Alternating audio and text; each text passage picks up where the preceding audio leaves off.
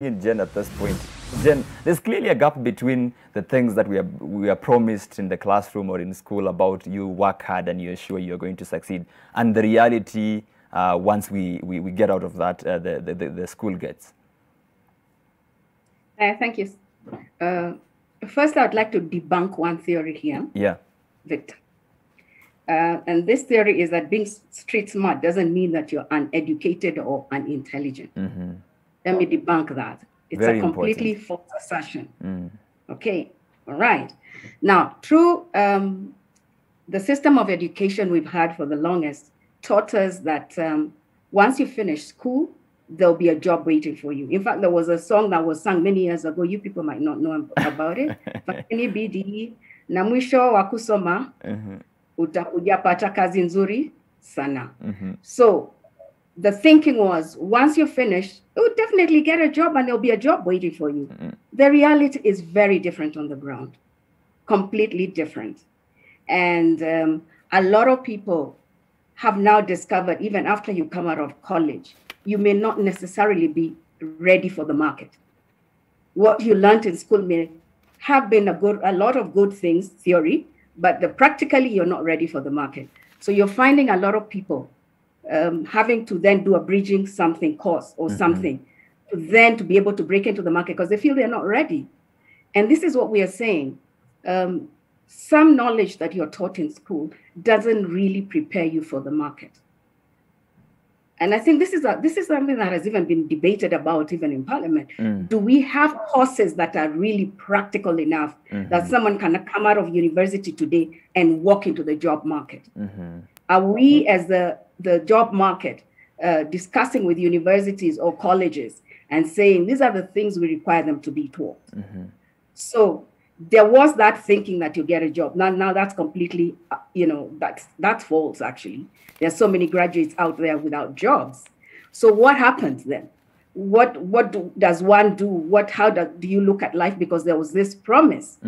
You need to go back, actually, as Tabitha says, you need to ask yourself, okay, I have this piece of paper, because sometimes that's what it seems like, just a piece of paper. Because if it can't get you into the job market, then you start wondering, what is it about? Okay, what can I do? And people need to understand something, even when you have that little piece of paper, because I've done a few of these things with my clients. Your piece of paper gets you into the interview. Because it's impressive enough for anybody want to see you.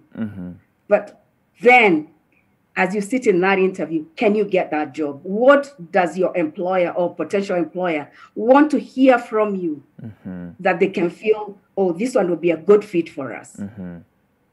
So you cannot just rely on that piece of paper. That will get you into the interview, but what actually gets you the job? And when you sit through an interview, the kind of questions that are asked, once they have seen that you have some level of intellect that they require, is then, are you a good fit for us?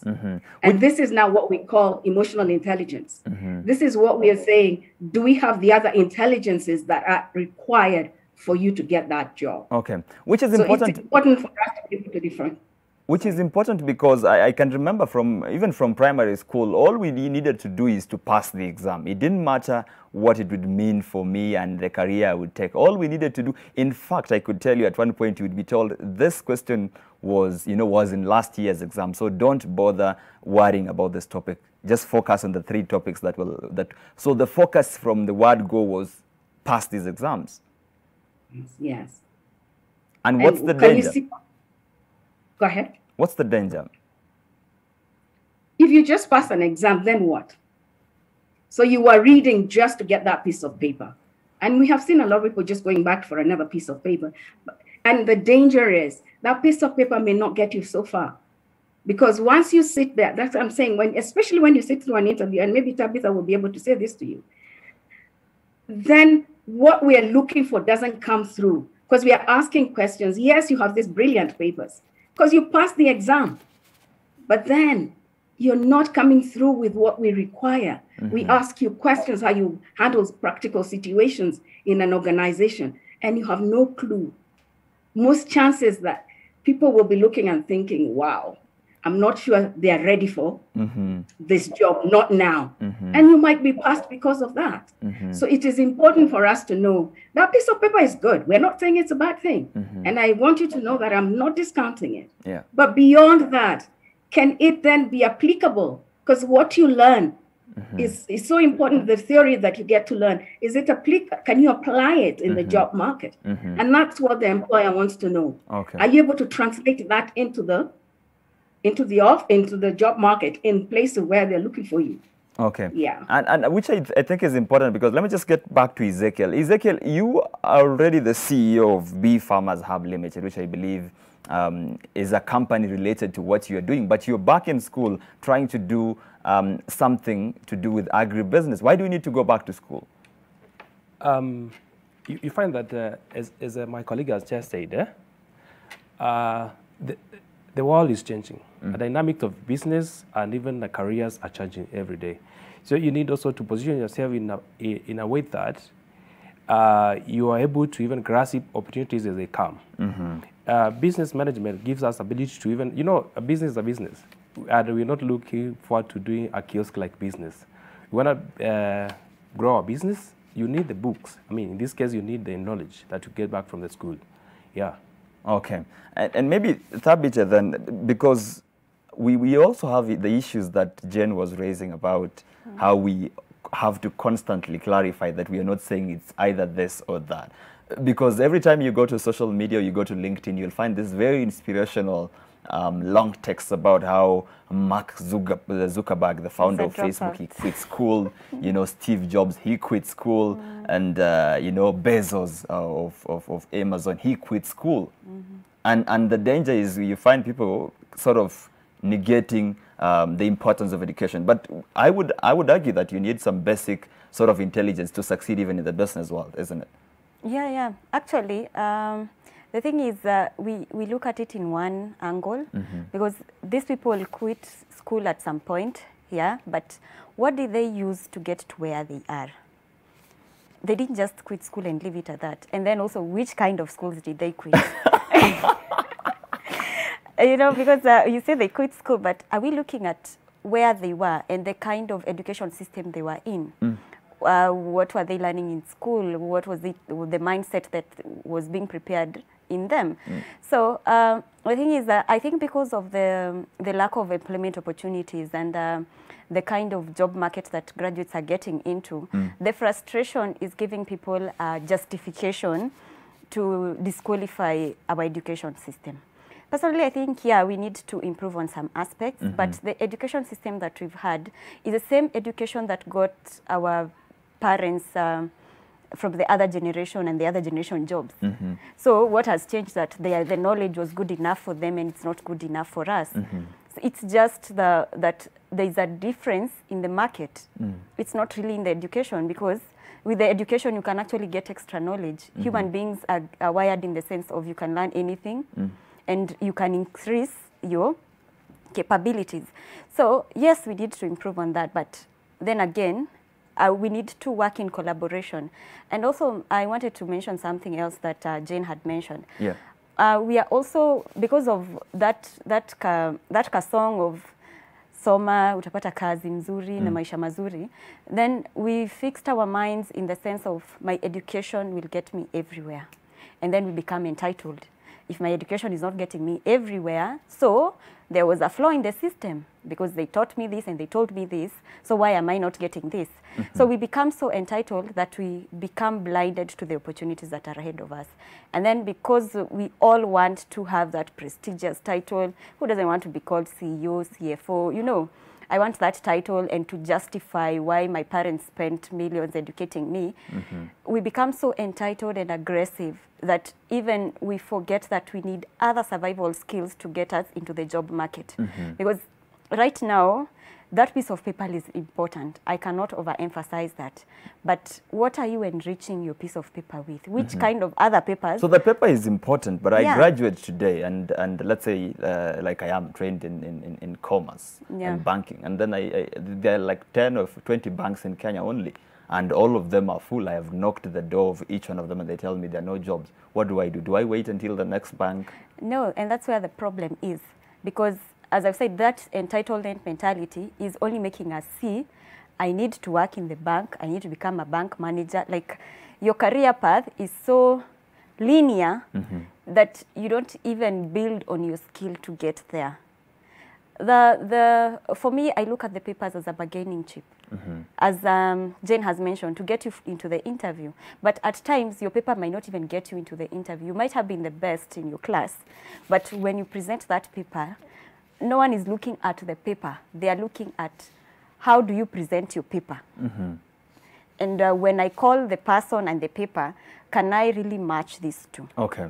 So if you are sitting with me in an interview, you have graduated, let's say, with a degree in banking or accounting, and you have the latest CPA with CPA 6, or from the education part, you have a chance, of course, of beating me, maybe with my degree only. But I have experience. As you say, it's about how you present yourself. They're looking at how I speak and how I present myself. Yeah. I have experience. I've been to the bank, and I know the latest trends. I know what has happened recently. We passed an interest rate cap. What differentiates the two of us? Understanding the market. Just as business and in business and also in career, you need to understand the market. Okay. As I said a few minutes ago, when you decide to choose a certain career path, you need to understand how does that career path work. How are things done in this career? How do people get to where they are? And that's why even the issue of mentors come. Talk to people in that profession. Like, don't see yourself as well qualified to the point of being entitled and arrogant, that you don't even need to ask people, how did you get where you are? Like, how do you even apply for these jobs? I hear people saying there are no jobs, but every day I hear I see people on LinkedIn or on Facebook saying, congratulations for the new position. How did they even get those positions? Okay. So it's understanding the job market. And also, don't fix your mind to one thing. But it's still good. There's the power of affirmation, there's the power of belief. Okay. But it doesn't stop with believing in yourself. Okay. There's work that needs to be done. Maybe I can just give an example. Like, for me, I believe in the balance. And so with my degree, I added other courses. I've done multiple diplomas. I've done short courses. I've done seminars, anything, provided it builds onto my skill. Okay. Because at the end of the day, that one paper that you get after graduation, it's enough to get you somewhere so that you negotiate. And now when you start negotiating for opportunities, you negotiate with what else do I have? Because I didn't graduate alone. So there were multiple universities who did graduation in the same day. So when all of us are out there, what else do we have to offer in the job market? So you have a degree and several diplomas. Yeah. Would you, let's say, treat or see yourself as street smart or a book smart? I think I have both. I have both. But what I do and what I believe in is using my knowledge and testing it. So how I chose my first diploma was a way of me not staying at home. So looking at after Form 4, when I finished Form 4, we had a two-year waiting period. For those ones who were lucky enough, they got direct entry because you had the funds to pay for. So for us who had to wait for help, you had a two-year waiting period. And so for me, those 2 years, I thought, why would I just stay at home and do nothing? By the way, we keep saying that Kenyans are, and we'll be hearing some, because we went to the streets and we asked them some of these questions, either they're book smart or street smart, or whether they would like to be either of those. We'll be hearing from them in a short while. But we keep saying that Kenyans are aggressive, are entrepreneurs. Would you say that a majority of Kenyans are book smart or street smart? I think Kenyans are educated. The thing is, they downplay it by saying they're street smart. And street smart doesn't mean you're not educated.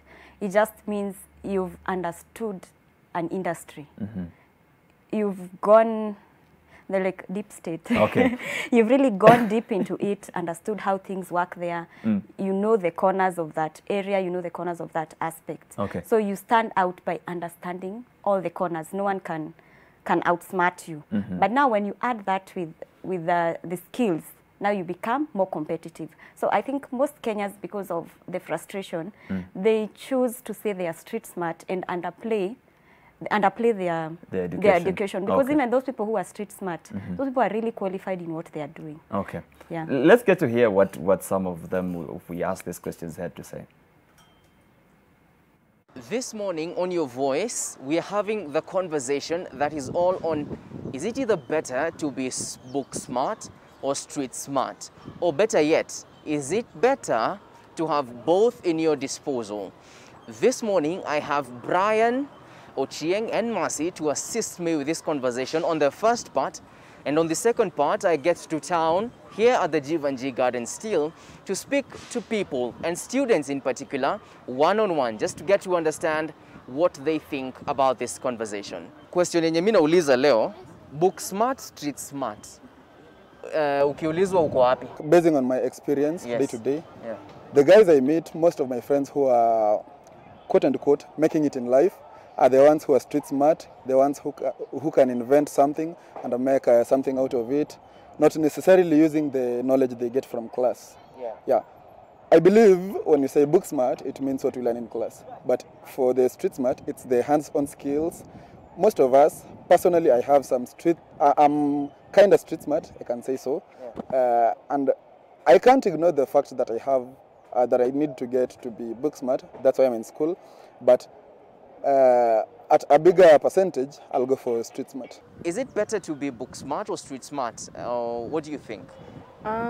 First of all, I'd say being book smart means that you're just deriving your knowledge from books, Yes. not practical skills. As in, if you're faced with a situation or if you're supposed to handle a certain situation, what you go for is actually books. You go for your knowledge from the books and not from practical skills.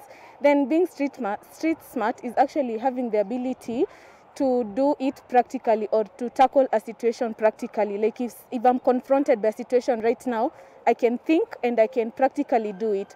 So I'd prefer to be street smart because what is going on even in this current system of education, hata kwa jobs, you find people having first-class degrees and with first-class and all sorts of A's in their certificates, but they don't help them.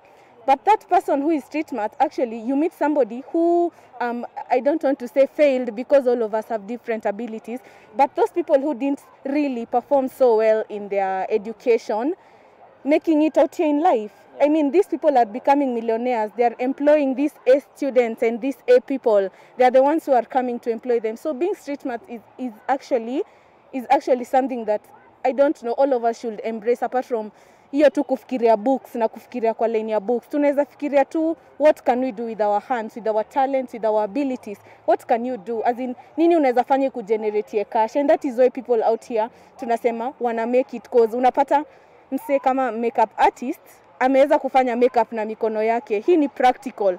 Anaifanya and they're making money out here. So I obviously prefer to be street smart. Okay. Is it better to be book smart or street smart? Please keep in mind, Yeah. you are a medical student and it may not, you can't treat anyone from the street, you know? What do you think?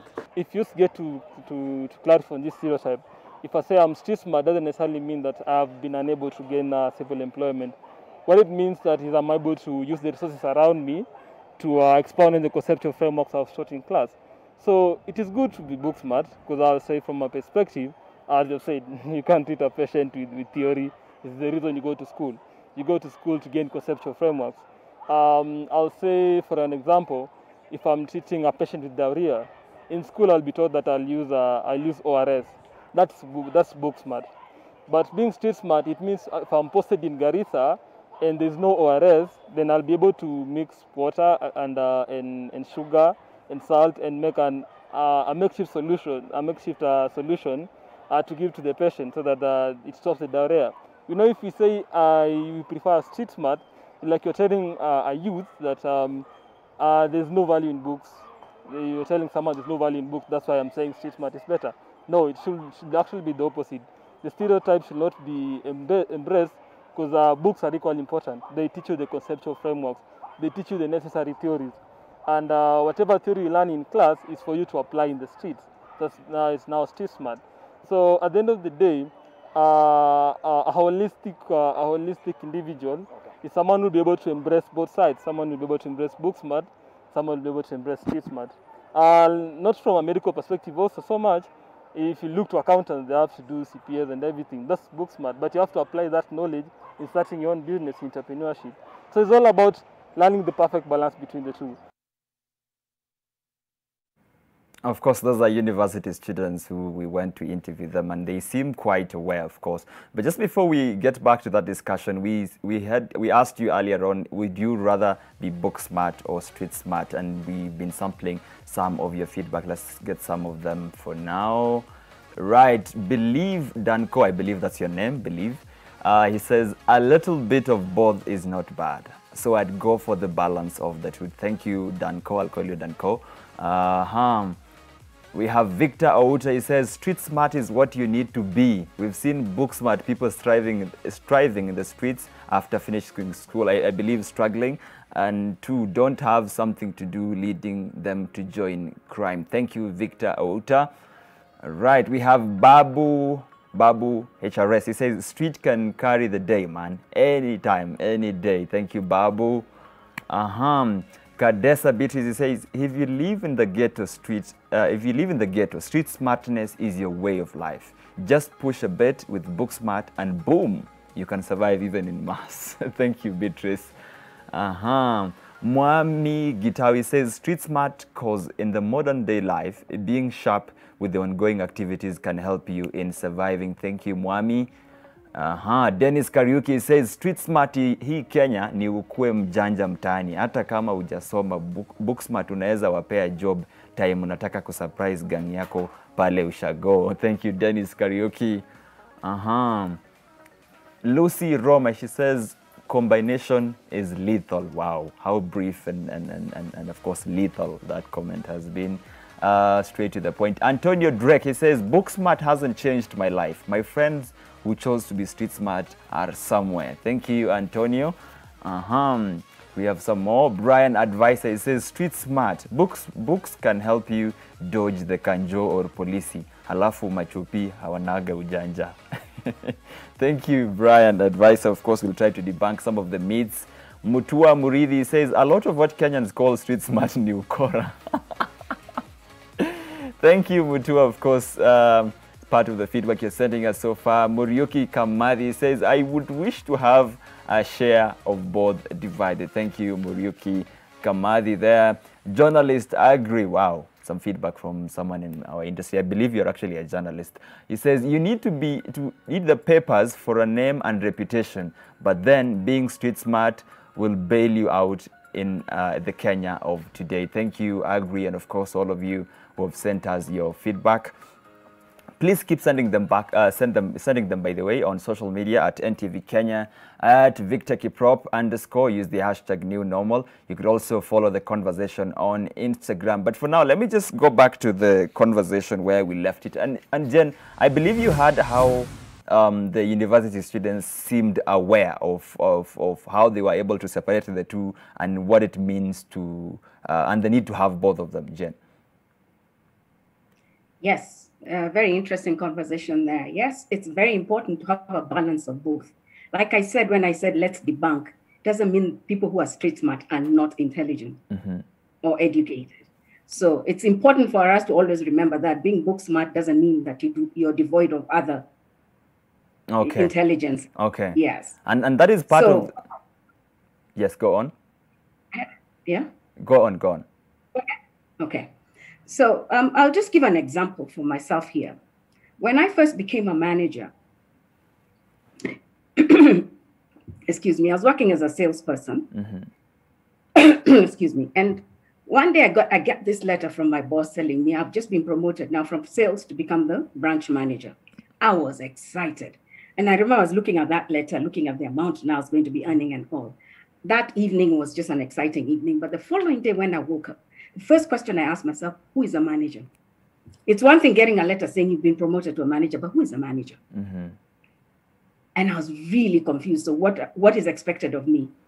The other, I knew it was my sales ability, my ability to bring in the sales and close the deals. Now as a manager, I'm managing and I'm the branch manager. What happens here? Because my boss had just been promoted and I was really confused. So what I did is I went to 5 people who are managers. and I got, I just asked them, who is a manager? And everybody gave me their view of a manager. And I wrote down everything. Yes. And of course, I went to a few books and I read. Eventually, I had to sit down and ask myself, what kind of a manager do I want to be? Because and I realized. Go on. Okay, go ahead. Definitely, there's a difference between being the manager that you were maybe taught in school or you are qualified to be, and actually being the manager and running a whole team of people. Yes. And here is the thing, because within the first week, I was tested as a manager. And this is what happened. One of the guys who was working under me doesn't report to work, and he's the one who used to open the office. I was working in Mombasa then. And eventually, when we got hold of him, when he comes to the office, he looks like, a truck has run over him. And he just tells me, yes, no, it hadn't run, but he looked like that. So he tells me, my wife left last night. Now listen to this, Victor. My wife left last night, and she left me with twins, 2-week-old twins. No maid, nothing. And he's been left with kids. He does not know what to do. Now, nothing I had read in the books had prepared me for this kind of a situation. And now he has come and presented to me as the manager. I really had to work through some of the things I'd heard from some of the managers, because some of the managers had told me you'll be faced with situations that are not in any book. So it's important for us to know that the practical experience and just learning from other people around us is very, very critical. Okay. In rising and in actually growing yourself. And that's why Tabitha keeps saying, what are you adding to that piece of paper that you have? Okay. What are you topping it up with? Where are you seeking your knowledge from? Who are you going to be? That's why she talked about mentors. Because for me, when I went to these guys, they became my mentors. Who are you going to look out to? Who are you going to reach out to? I teach in a certain college. And I remember one of my students once said to me, Jane, I'm a communication student. I love your class. I said, why do you do that? Why do you love my classes? She says, I was a communication student. And for 4 years, I never answered or asked a single question. And she's a communication student. Never asked or answered a single question. And I asked her, why would that be? She says, we're over 500. Wow. In a classroom. In a classroom. Okay. And so she says, today is when I'm getting to learn all this stuff that you're teaching us about communications and how to handle ourselves. I didn't learn it in college in the 4 years. Okay. So it's important to know who else is going to work with you to help you, who's going to mentor you. Okay. We have to go for a very quick break. But just before we do that, Ezekiel, someone in the comments said that being street smart ni kukua mkora. I want to believe that is your own translation. What do you think of that? As Tabitha and Jenna said, you need a mix of the two. Like for me, I've gone all the way to the university, but I've never been employed, but I have my papers. And okay. We'll be revisiting that in just a short while, but we have to go for a break, ladies and gentlemen. We have to go for a break now. Don't go anywhere because this conversation continues after this short break.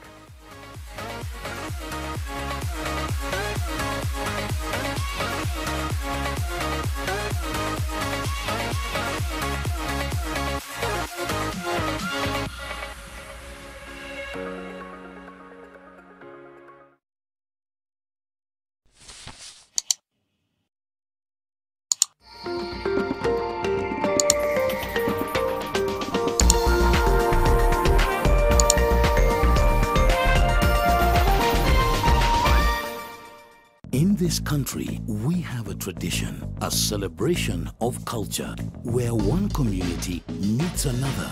On this table, we present the best of the best. And for those that dare to go the extra mile, the ones that try something new, to them, we reserve a seat at the table.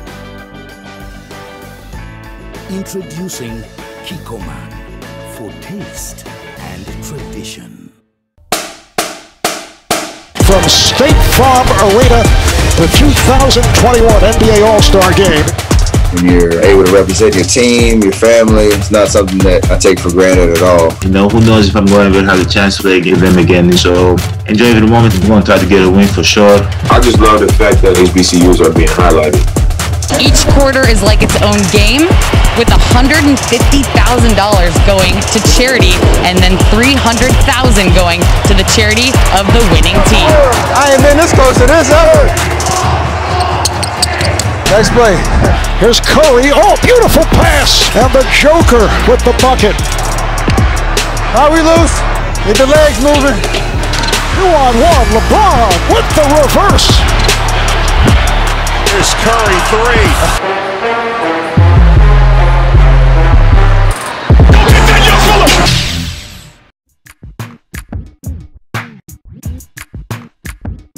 I grew up in a multicultural environment, so I had like Australian neighbors, Ethiopian neighbors, you know, guys from different communities. Are you a fan of putting Chilean foods like? Yes, I love spicy food. Nice. When you come to the bench, you have to achieve the goal that you've set for yourself on that day. If you don't achieve that, that's when you'll go for more practice so that the next time, if there is a competition, you won't do the same mistake that you did.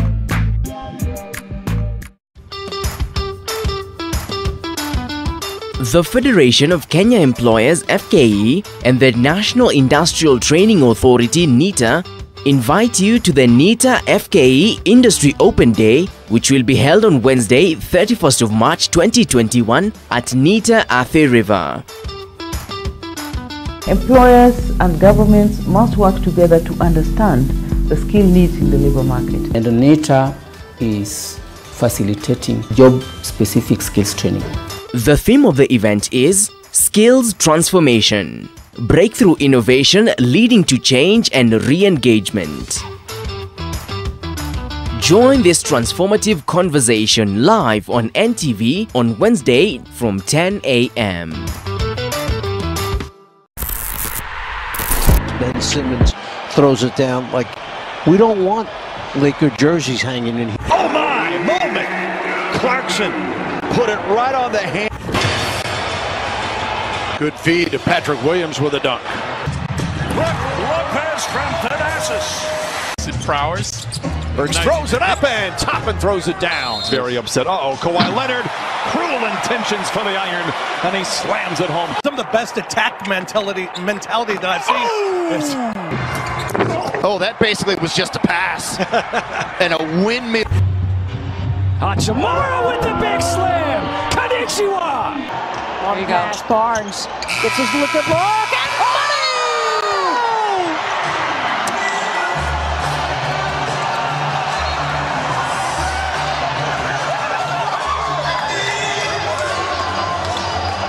How about that?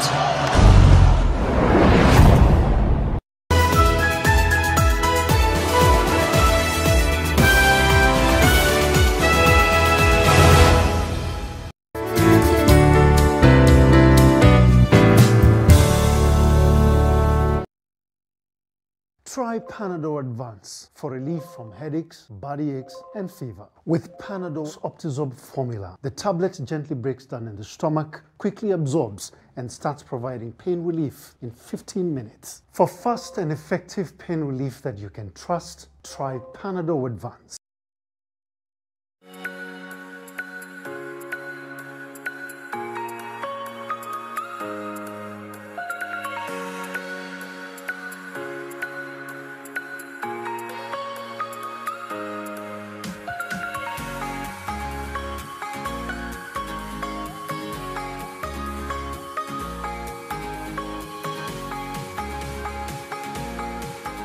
All right, thank you for staying with Your World on NTV Kenya this morning. Of course, we continue our conversation about being street smart or street smart. But before that, we have some breaking news for now. And of course, the latest information coming into our newsroom is Kiambaa Member of Parliament Paul Koinange has passed on. Kiambaa Member of Parliament Paul Koinange has passed on due to COVID-19 complications. He was receiving treatment in one of the hospitals in Nairobi, and the family has, of course, confirmed that news, that the breaking news for the moment is Kiambaa Member of Parliament has passed on due to COVID-19 complications. The family has already confirmed, and President Uhuru Kenyatta has already is among those who have eulogized, sorry, I beg your pardon, the Member of Parliament as a dependable leader which the country has lost. Of course, it continues adding to the toll of people we have lost to COVID-19 in the country since we reported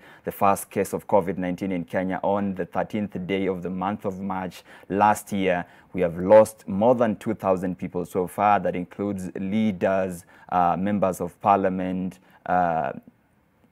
relatives, of course, of people in senior positions in the country, doctors, lawyers, and all that, of course. And from here at NTV, we continue to urge you to follow the protocol set out by the Ministry of Health that includes making sure that you social distance, making sure that you wear your mask at all times, and making sure that you sanitize as frequently as possible so that we can all make sure that we control the spread of COVID-19 in Kenya.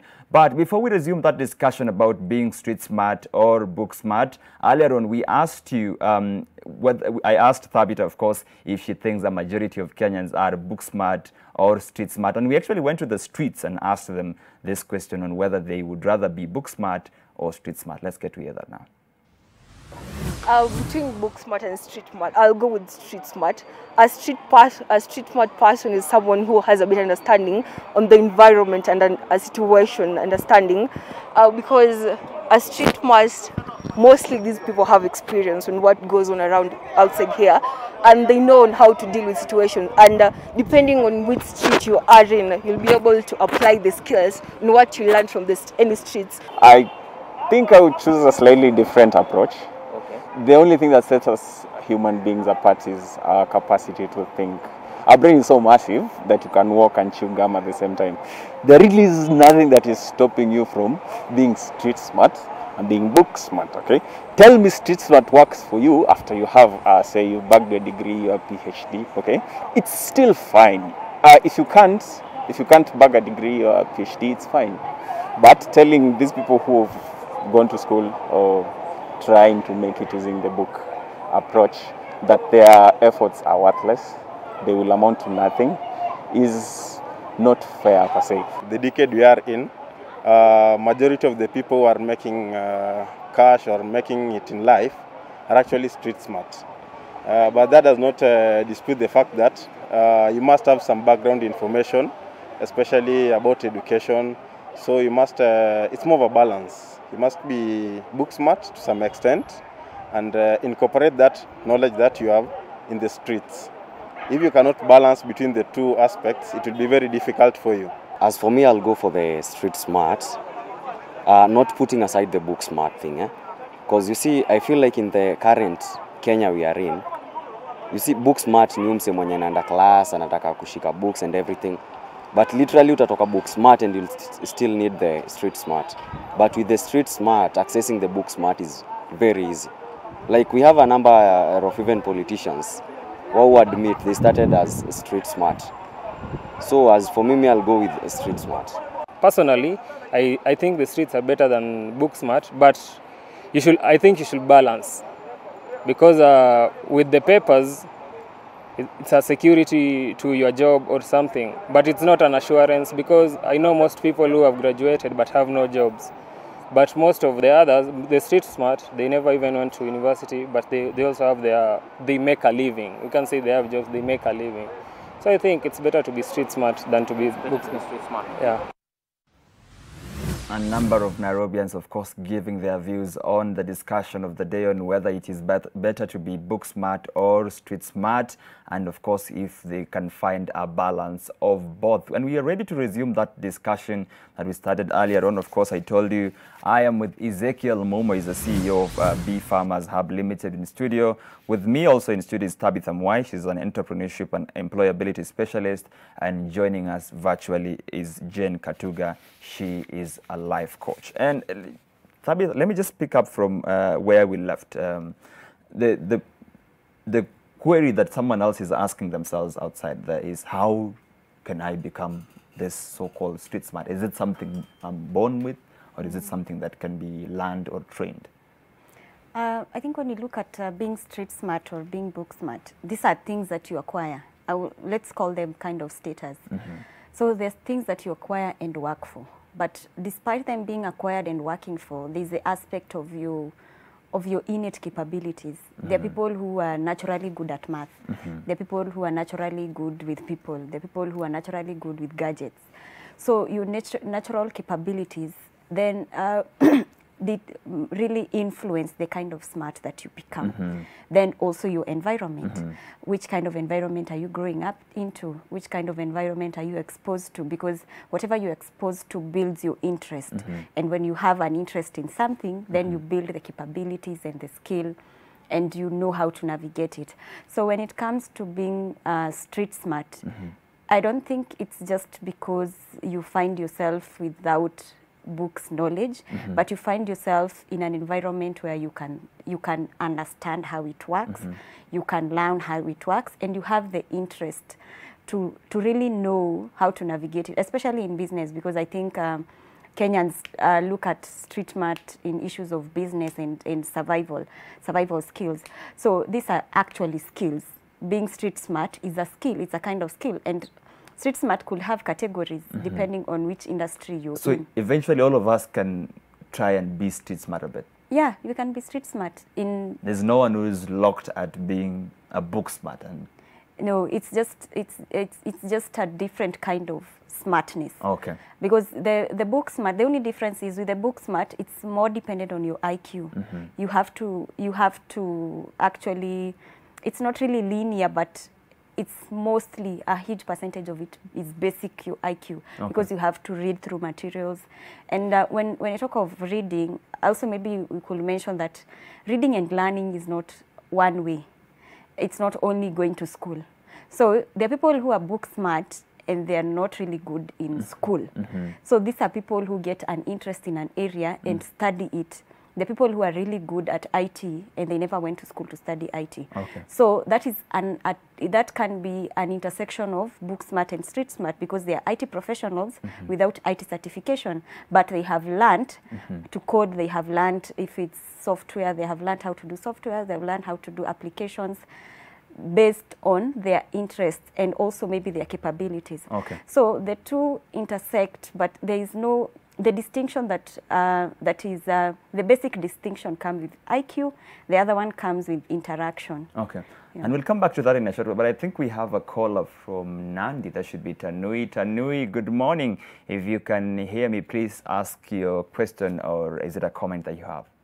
Good morning, Kiprop. Good morning. My question is as follows.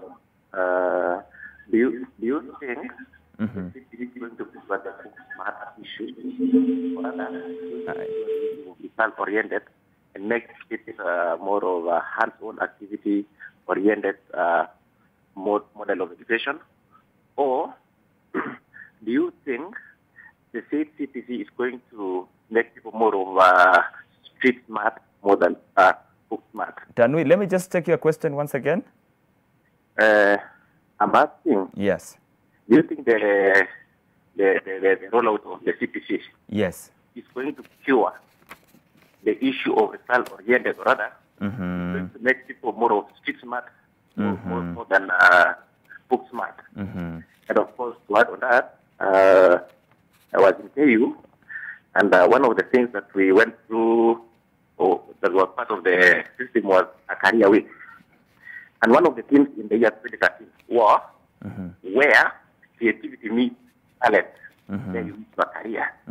So the question now is, of course, we were trying to ask ourselves then that that means whatever we are studying is more of a way, or rather, a way of trying to acquire more papers that will make us, persuade employers. But what will make us be employed is more of our creativity and talent. Thank you. Okay. Thank you, Tanui. Very valid questions, of course, coming through there, and I think my panelists have heard you clearly. Of course, certainly none of us is an education expert on the CBC curriculum. But Jen, earlier on, we had this issue of how the education system, especially the one that we went through, is, you know, just teaching us about the books and passing the exams and all that. But nowadays we see our kids coming home and going to the streets to sweep and all that. Do you think that this education system might help answer part of the question that Tanu is asking? All right. I'm not sure I had his questions. Yes. The question he was the question he was asking was, considering, do you think CBC, that's the new curriculum, would help sort some of the challenges that we have spoken about earlier on, about the kids just being focused on passing exams and not having an opportunity to be a bit more practical? I haven't interacted with it much, but the little I have, for sure it will. But then again, the people who are also teaching it needed to go through a lot of learning so as to be able to pass on the similar information, you know? So, and we're not saying they cannot learn alongside each other, they can, but it's important that the CBS is now looking at an expanded view of a child growing up so that they all become all-rounded. In fact, for me, I was going to say at this segment, I want to come away from book smart and street smart and just call it life smart. Because that's what we are all looking for, to become life smart. Okay. And to become life smart really means that if the CBS, and I think the bit that I know about it is people's ability to question things. And I, as a life coach, like to tell people, your quality of life is dependent on the quality of questions that you ask. Let me say that again. Your quality of life is based on the quality of questions that you ask. The kind of questions, like now, anybody who has lost a job during COVID times, if they're asking, why me? Why is it me who had to leave? Why is it me who had to be fired? That is not going to be able to propel you where you want to go. But if you ask the kind of questions like, what have I learned so far that can help me build from now on? What can I do with the knowledge that I've acquired in whatever organization that I work? How can I use that to take me to the next level? And if the CBS is actually getting us to start asking questions that are going to propel us forward, definitely that is something that is going to be helpful for all of us. Am I hearing the interference? We'll try to fix that in a short while, Jen. But yes, let me just come back to you, Thabita, because before we took the phone call, we were talking about the issue of how we all agree that all of us have a chance to become, you know, street smart. But there are people who have innate abilities. And sometimes it's all lost in the classroom because I feel like I could be able to do something with my hands. But we are all cramped up with the topics of cramming, the Swahili, the Methali, and the chemistry. Yeah, I think, okay, our education system, as I had mentioned before, it just gives you a bargaining chip. A bargaining chip for you to be eloquent, a bargaining chip for you to be educated. You know, it doesn't really give you everything. It just sets you apart. And actually, when people graduate, you're told you're given the powers to start. Like, it's as if whatever you've been doing for all those years was not education. So you're given the powers now to start exploring in that field. So yes, we might be all put in one classroom. We are all taken through the same syllabus. But that's why I was saying, our education system is good enough, but there are things that need to be improved on. So when it comes to the improving, is now looking at abilities, helping people find their passion, helping people understand what am I good at, what are my interests. Because you might actually be good in class. You might be an A student, but you don't want to do medicine. You don't want to be an engineer. You don't want to be, you know, all those things that we call the high kind of professions. You want to be an artist. But because our system is fixed in the way of, if I get an A, I have to go for those kinds of careers. You wouldn't want to be the kind of person that went to Alliance and ended up being a teacher. Because everyone will be questioning you, so what's your problem? And so that kind of society viewpoint influences our careers. But then again, if we have a system like CBC is introducing, where children, apart from the classwork, they are also measuring their abilities, which is not, it's not an easy thing to do, and I really think the teachers have a lot of work when it comes to implementation of the CBC. But if there is career guidance from the word go, from when kids are young, if you can be able to spot out your children's abilities, if you're able to build on their skills when they're there, if you see kids are interested in computers, why not build their skill on computers, but don't negate the fact that they still need to go to school. If they're good at music, why not build that music on the side as they still go on with education? Because so it education has to take some is personal important. initiative, even as a parent. Yeah. Okay. Because even if we have the CBC and the parents are not playing their role, the CBC won't be effective. Actually, I think they're saying it's collaboration between the parent, the teacher, and the student. So if you as a parent cannot observe what your child is good at and help them build on that and even inspire confidence, because sometimes people refuse to go for certain career paths because they don't feel confident enough. But I've seen some parents complaining that once they get home, they are told, oh, okay, the teacher today has said you should make a dress and wear it in your head, or dance, or go to the streets and wash utensils. or wash utensils. Yeah. Anyway, at this, let me just bring in Ezekiel here at this point. Ezekiel, you're clearly passionate in agribusiness, but how long did it take you before you realized you're actually passionate in agribusiness? My passionate in agribusiness did not come as passionate. You know, it happened that I was in that field, and I would like to also put it across that my first degree is in business information technology. You see, it's something totally different from what I'm doing right now. But now, from my first year, I was in agribusiness, you know, and people say that when you do something over a period of time, it becomes part of you. And so that's how now beekeeping, agribusiness became part of me. And I said, I think this is the best idea, a path to explore.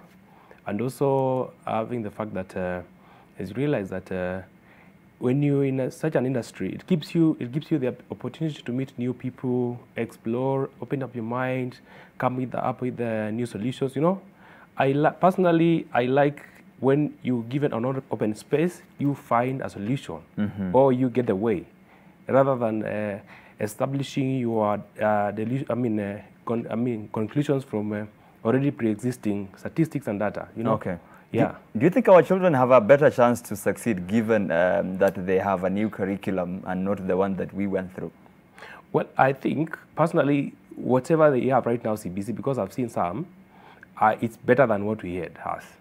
You know, ours was class-based and grade-based, where you only tested on an instance what you can score. You know, probably today I may be sick. I may score an A today because I'm feeling good, but tomorrow, being tested on the same exam, I score an E or a D, simply because probably I'm not feeling good, you know, or the ability to remember is not in the right year. But I think whatever now they bring you on, like training kids on how to like bake recipes, go to the farm, and also right now with the CBC, they've also reintroduced the 4K clubs. Okay. Yeah, you know, so that is something that is good, and you know, I mean, it opens up the minds of children to a lot of opportunities. Okay. You know? So a child is able to think, you know, like when I say the best thing you can do to a young person is show them possibilities and what you can achieve instead of confining your mind into a singular or something specific. This is the way to go and no other way. Because for us, the challenge was you either make it in the classroom or it's done for you. Well, that notion, I think that when you get to university or to first year, you should be very specific. What do I want from school? You know, if it's paper, anyone can get the paper. You know, but when I go to school, I said I will. At the end of the day, I'll get the paper. But as Jenna said, the paper can only take you up to the interview table, nowhere else. You need to think, what exactly do I need from school? You know, and my perception was, get to school.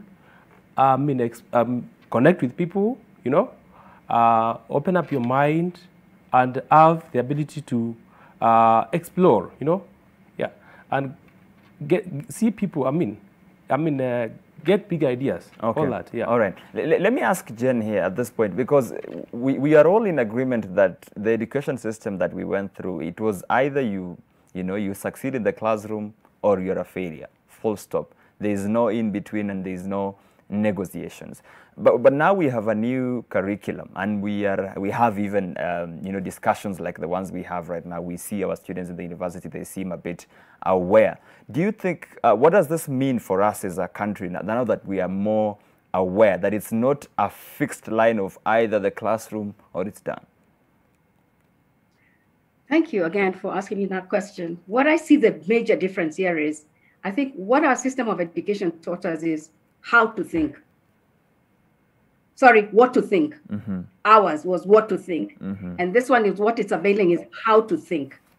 Now, how to think then just opens a lot of opportunities for us. And what I see for us now is, if we are being allowed to then explore in terms of how we can think, how we can view life, it then means the kind of careers that were, like when I was growing up, it was medicine, lawyer, engineer, teacher, of course. The specific, yeah. So one of the things that's going to do is open up those opportunities, and there'll be more career paths available, because you have already told me how I can think. I can see things beyond a certain way of thinking. So that already, it allows Kenyans or the students in school to start looking at, where else can I fit in? I may not want to fit in what has been we've been boxed in a certain way of thinking. Okay. And because our parents now are coming out, our teachers are saying, let us now agree, let's have a tripod relationship where we're saying, what is the best place for me?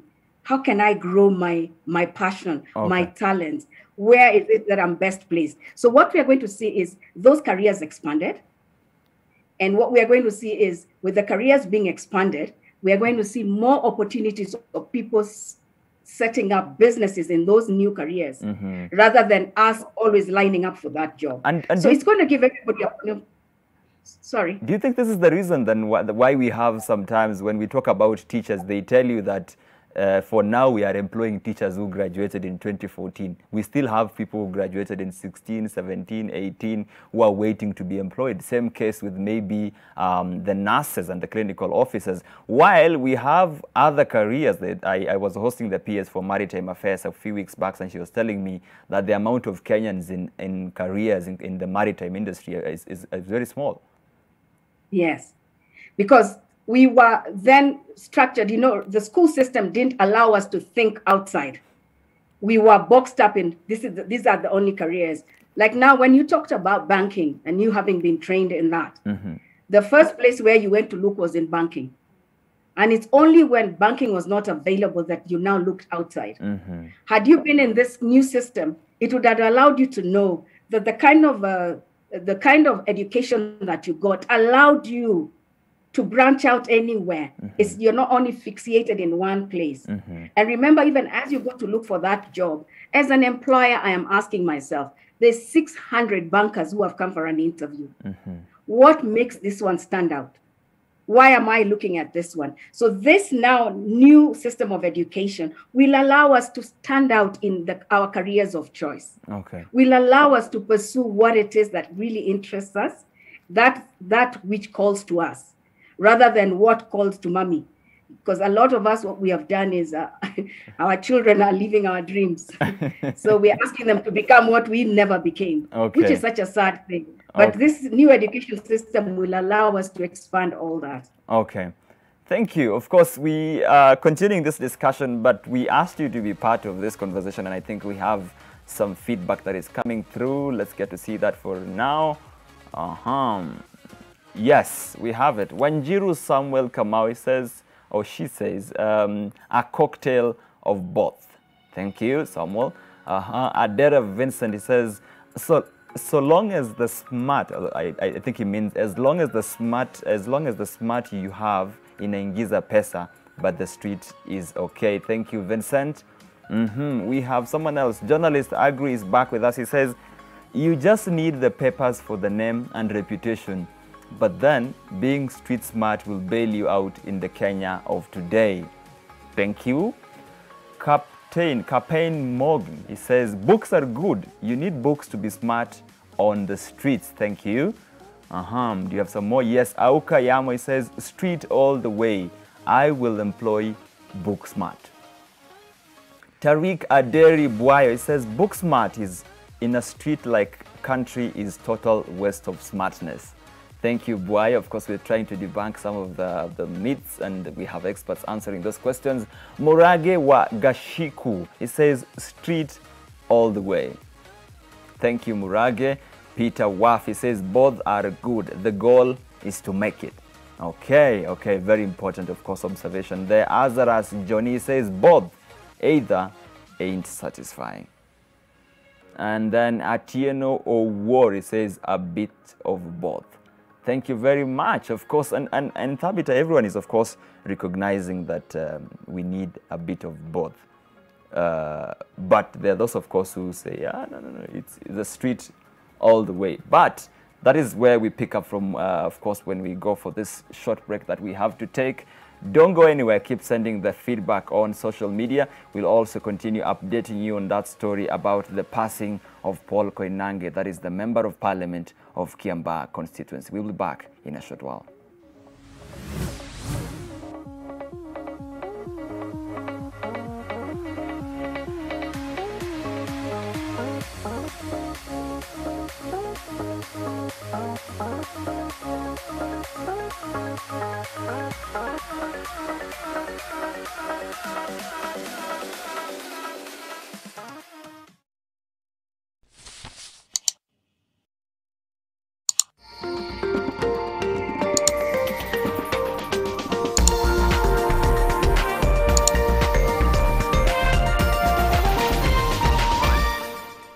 Family is working together today.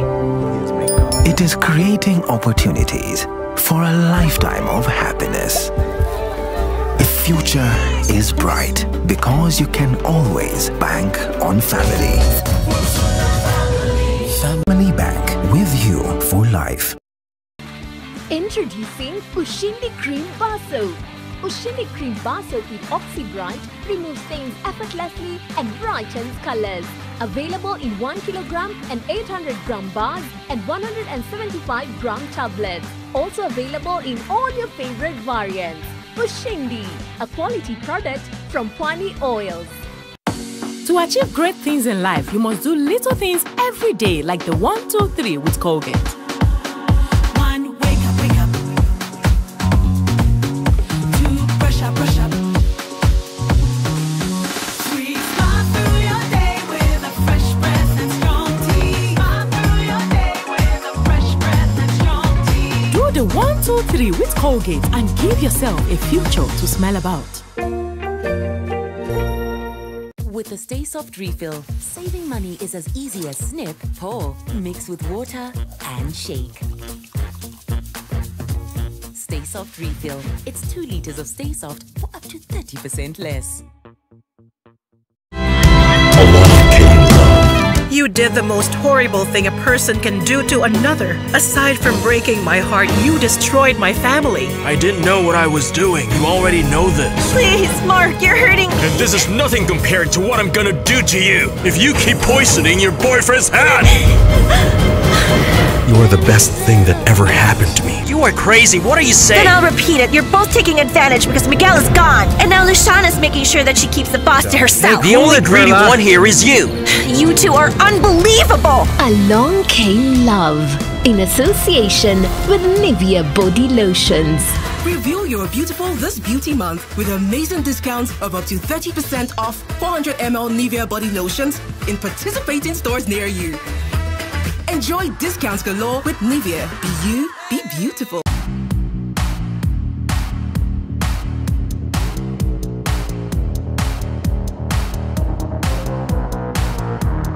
I'm gonna make some oatmeal crepes. You can even cook it like 5 times if you want. You can see all the juices coming up there. It looks super fancy. You're going to see it in the finish and how it looks.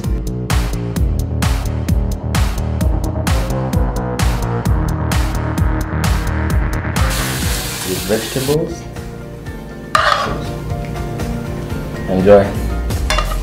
Pishi in association with Kikkoman soy sauce. On this table, we present the best of the best. And for those that dare to go the extra mile, the ones that try something new, to them, we reserve a seat at the table. Introducing Kikkoman for taste and tradition.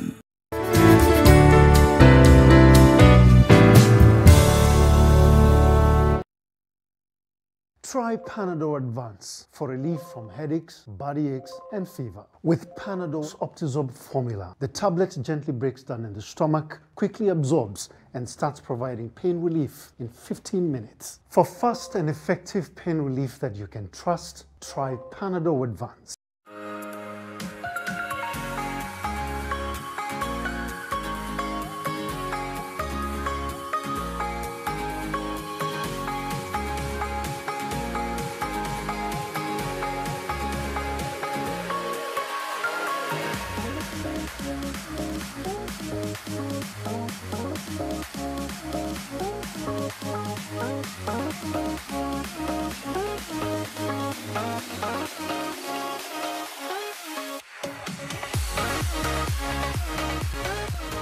Thank you for staying with Your World on NTV Kenya this morning. We continue our discussion this morning about being street smart or book smart. Which one works for you? Which one is more important than the other, if any? And what is the importance of having both of them? And of course, before we go back into the discussion, we continue reminding you the latest news of the moment, which is in regards to the passing of Member of Parliament Paul Koinange. He was the Member of Parliament of Kiambaa constituency. He has died of COVID-19 complications. He was being treated in Nairobi. Remember, he was the chairman of the National Assembly Security Committee. May his soul rest in peace. Of course, we will continue to inform you more about his passing due to COVID-19, which has, of course, killed more than 2,000 people in the country so far. But for now, we are ready to continue that discussion. But before we do, we have a small story here, and Frank, let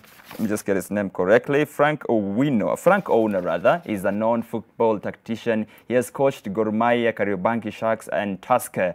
And but other than being a football coach, he is actually a trained IT expert with 2 degrees, and he spoke to NTV about turning his passion and academic background into his paycheck.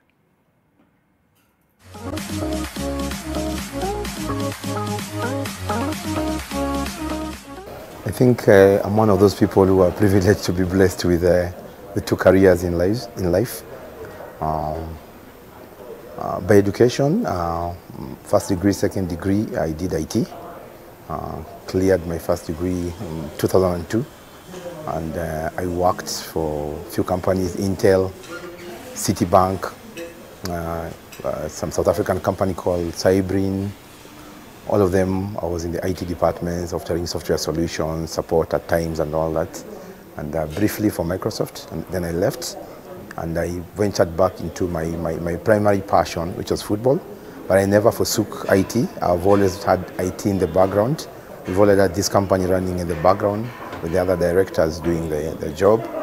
I was always there, behind the scenes and all that. So probably I need now to blow this trumpet more than the football trumpet.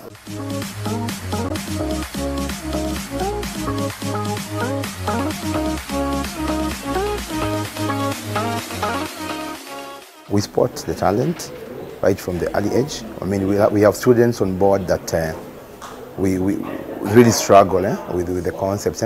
Then we have got most of them getting the concept very quickly. Then you've got those very few who are very excellent and very talented. So we always involve the parents. After we identify such a talent, we involve the parents and let them know that we need to nurture this talent because we've tapped it, we've not known it. Coding and animation really fosters creativity and persistence in our kids, because when developing a solution, you always come across bugs and errors and all that. So you develop persistence and resilience. Then it improves their whole view of the world into a problem and a solution paradigm or perspective where They know every other problem can be solved by dividing the problem into smaller problems, solve the smaller problems, would have solved the bigger problem and all that. So it is not a technical thing per se. It helps even as a pedagogical methodology to teach our kids life skills and how to solve issues in their general life. So it may come across as a technology thing, but in general, creativity, persistency, resilience, yeah, all that will come into play once kids start playing around with codes and animations from very young age. Of course, yes. Thabita, a football coach is coached top football teams, Tusker, Kariobangi Sharks, Gor Mahia.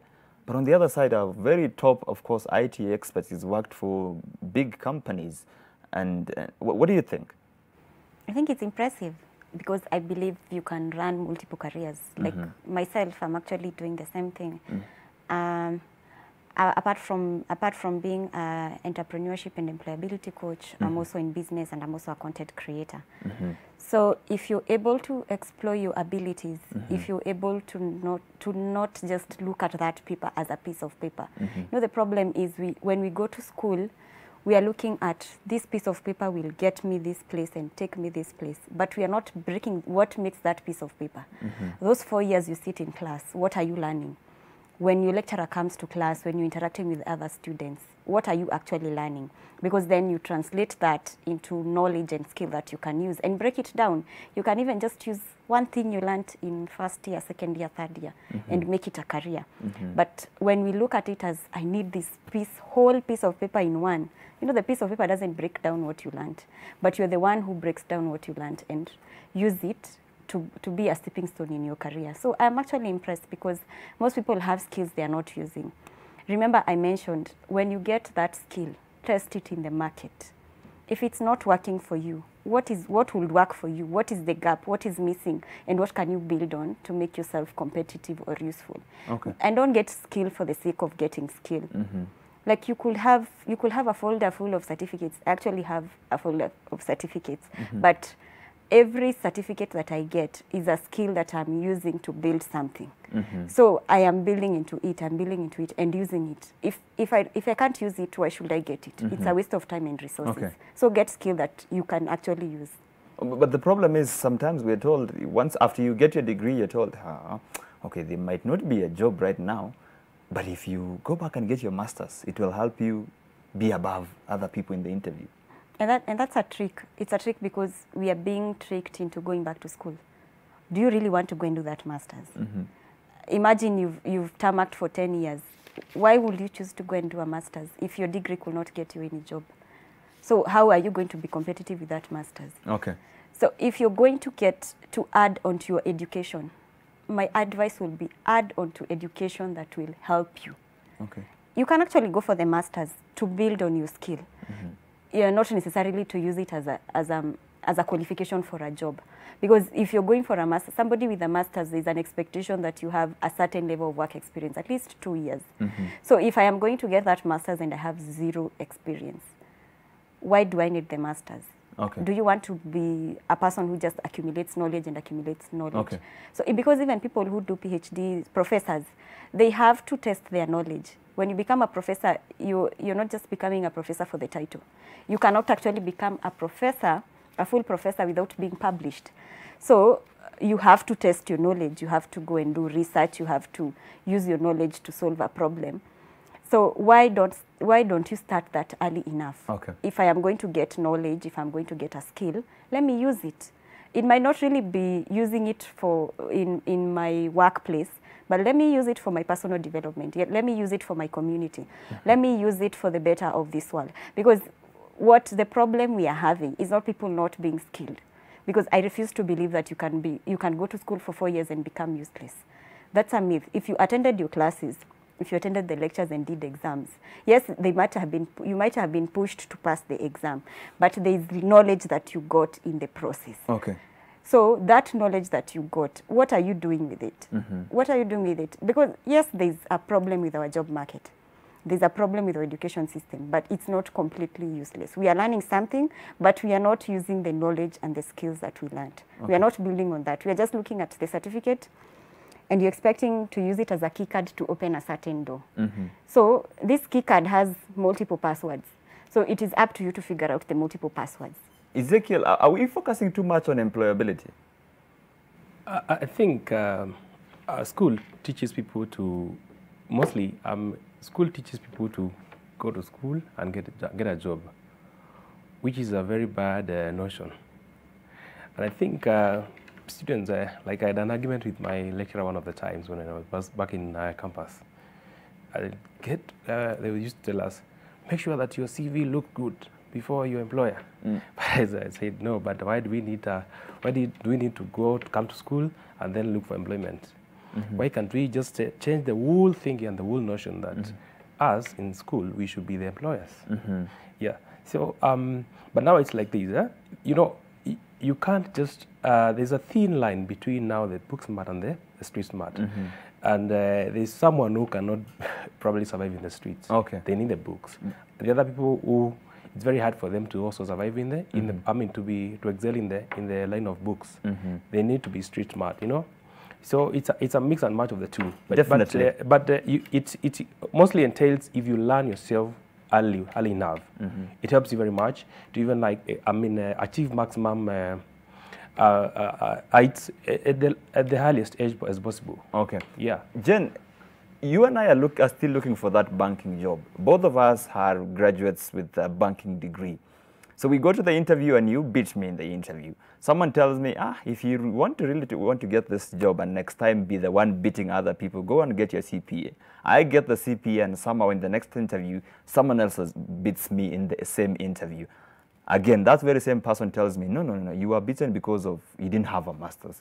Go back to school and get your master's so that you can beat this everyone in the interview. All this for an entry-level degree job. First, when you present your master's, you obviously also present a lot of expectations by your potential employer. They expect you to know something just beyond that book. And like I said, when the two of us go for that interview, listen, they're not looking for any other banker because any other banker will just come and add to the number of bankers they have there. They want someone who is bringing a new dimension to the bank. They want someone who's bringing a new focus because you're always looking for people who are going to take your organization to a different level. Someone who's bringing something new, someone who is bringing something dynamic. So if you're bringing what everybody else is bringing, masters or no masters, hello, let me take the one with the first degree, but has some ideas that can really take our bank to another level, can make us start seeing things differently.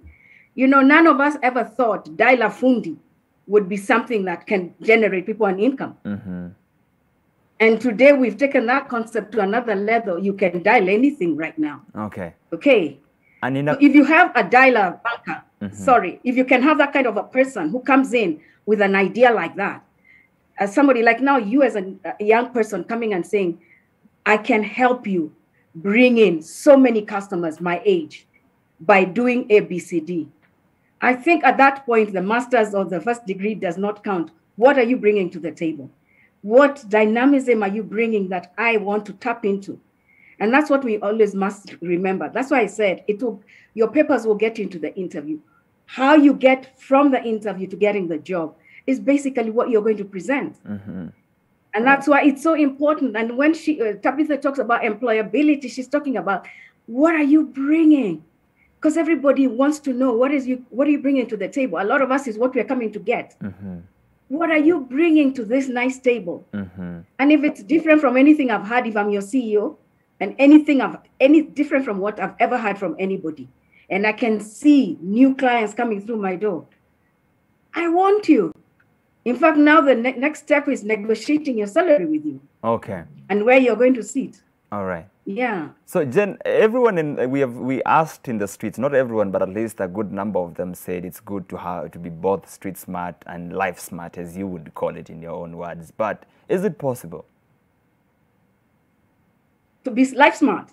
To be both, yes. Yes, for sure it is. It is possible. Look at Ezekiel there. He's got both book knowledge and what? Street knowledge. Look at Tabitha. So it is possible. The thing is, as we keep emphasizing, what is it that you want to engage in that is going to help you in your growth journey? Okay, what is it that you're going to engage in? You know, what are you going to do different? What are you going to present that has not been brought? Why should anybody want to interact with you? Why should anybody want to work with you? Whether you're doing it as an employee or you're doing it as an entrepreneur. Why would anybody want to engage in business with you? Why would anybody want to do something? Because you're bringing both your book knowledge and your street smartness. And that's why I called it, for me, it is just what? It's life smart. I know. And I'm bringing solutions because at the end of the day, what people want to hear, I've got this going on in my organization. If someone is presenting fantastic ideas, because everybody's about growth. If someone is presenting ideas that are going to help me grow in my organization, that are going to help me grow as a person, hey, I want to interact with you. I want to engage with you. So being life smart is very critical and it is possible. Okay. We just now need to ask ourselves, where do we tap that knowledge from? Tabitha, what difference does it make to be life smart, as Jen would call it? It makes all the difference in the sense of you can't, as we've seen throughout this discussion, you can't just rely on one thing. The industry is changing, the job market is changing, some skills are being deemed irrelevant every now and then. So if you just rely on one path, if you're just a linear-minded person, you're likely to suffer. So as I've mentioned, just don't look at it as a one-way go pass. Look at it as multiple passes. You know, there's the emergency door in case things don't go my way in the front door. I can always use the emergency exit, and look at how you can build it. Don't wait for things to happen. They won't happen. You have to take a step. Yes, you've gone to school, or maybe you are not fortunate enough to get education. People can be self-educated. You can learn through your environment. You can learn through experience. Don't just think learning is class. Google is now the greatest university. Use University of Google. Learn as much as you can. But I always insist, learn skills that is useful. Don't just be a walking encyclopedia that cannot help anyone. So be an encyclopedia that is meaningful. If you decide to be street smart, be street smart with the right kind of knowledge. Achana ukora. I know there was that comment of street smart being ukora because some people they relate it to that because they say, if I am street smart, I know how I can get money out of your pocket without you knowing that I'm getting money out of your pocket. But be street smart in the kind of way that you cannot be questioned and people will honor you for being street smart. Because we actually, and Jen will agree with me, we actually pile a lot of pressure to young people, by the way, and we tell them you should be street smart and this and that. But the people piling pressure is someone who knows someone in government and they got a attender, like let's say the COVID-19 millionaires one, and suddenly a young person, we graduated in the same year and you are a millionaire, and you're telling me, no, this is the reason why you should be street smart. Yes, and we have used that and abused it actually for a long time, saying that was street smart. You know, there are people who earn their money and there are people who do deals, and there's a difference in those two. Okay. I'm not going to castigate any. They know why they do what they do. But I'm just saying, if you want to earn your money, as Tabitha has said, look for skills that are actually employable. And by saying employable doesn't mean seeking employment. Because even when someone is giving you business, they're employing you for that particular moment. Look for skills that are employable. And your passion, never leave it. Okay. Because when you're passionate about what it is that you like to do, when you're passionate about what you do, even when you stand in front of people, they can tell you're passionate about what it is. And when you're passionate, you never feel like it's something that you really have to strive for. It just comes through you. Even when you speak to people, people want to work with you because they can feel your passion. They can feel your belief in yourself. They can feel the joy of working with you, you know. So it's important that we realize that as people will say, you're not street smart. Let no one ever put you down. People have different sources of income And a lot of times you'll hear people saying it's not what you know, it's who you know. That has worked a lot in Kenya. Okay. Yes, it's important to know certain people, yes, and people can help open doors for you. But here's the thing. Please work on what the skills that are employable. Look at offering solutions, and solutions especially like people have not been able to offer before. Solutions that are going to blow the person's mind. If I come and tell you today, your organization, I'll help you today. I did that with an organization once, and I said, in the first 1 year, I'll help reduce your medical bills by 50%. And the guy was say, what again? You can imagine all the managers sat and now they wanted to hear what I had to say. So corruption is not being street smart? No, I wouldn't call it. I don't know whether to call it street smart. And I really do not even want to brand it there. Yeah. But the thing is, with corruption, chances are like somebody might catch up with you. And then we'll find out whether when you're in jail, you're street smart. Okay. Or maybe you'll be able to buy justice. I don't know, but I don't know whether that is possible. But I'll prefer that please do what will not send you to jail. Okay. Do what you can be proud of to speak about, even like what we're speaking about right now. That I'm not ashamed to say what I do. Yeah. All right. And those are the deals. I don't know what Ezekiel thinks about corruption, being a street smart, but that's what I want to ask him. Okay. Ezekiel, are we packaging sometimes corruption and selling it as street smart? Well, corruption is evil. I would start by saying so. And as my colleagues just said, my panelists, most of the times people involved in corruption find that you know someone who knows someone, you know? Yeah, but being street smart is being able to provide solutions that can help organizations or people. Yeah, that is my definition of being street smart. Yeah. But I would argue that street smart could also mean that I be aware of the industry where I want to find a job. Let's say it's banking. I need to know the name of the CEO of a certain bank or the branch manager, and maybe build a relationship. We meet at an event and I ask for his business card so that next time, once I graduate, I can talk to him. But someone else would say that his connections also has a gray line of... I personally want to believe that that is networking. Networking, you know people. I mean, you open up yourself to people. You tell them, I am this. I can do this for you. I can bring this value to the organization. And as you know that, which is still being street smart. Yes. Okay. And in this case, I would say, organizations are not looking for papers. They are looking for value. What can you bring on the table? What can you bring to the organization? Only that. All right. Yeah. Thabita, millions of people lost their jobs, even people we all know lost their jobs due to COVID-19. And of course, all they needed to do is to try and survive immediately after losing their jobs. Was there a difference or a point of advantage for anyone who is a bit street smart after they lost their jobs? I think there's an advantage in the sense of these were people who were able to switch immediately. Because these are people who knew once there was the global announcement that this has become a pandemic, they started thinking, what can I do? People started importing masks and sanitizers way before Corona came into Kenya. And these are people who can see ahead, not because they learned this in class, but they have an eye or an ear for the environment they are in. So there are people who started thinking very soon, people will need virtual meetings. So internet providers were very, very fast. Computers, tech world, you know. And we are definitely not talking about the people who walked by camps and they chanced on a tender.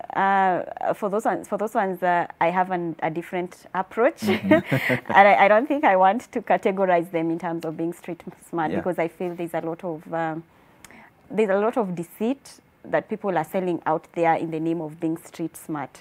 So even these connections we are speaking of, connections don't really mean that that you need to take advantage of other people to make it. Connections could mean connections to the right information, to knowing the right people, knowing the right career path, knowing the right kind of business, knowing how to get your materials if you're doing business. So connections really is not how we put it. It's not only people knowing you. Actually, I think it's the connections that people talk about in Kenya is who knows you.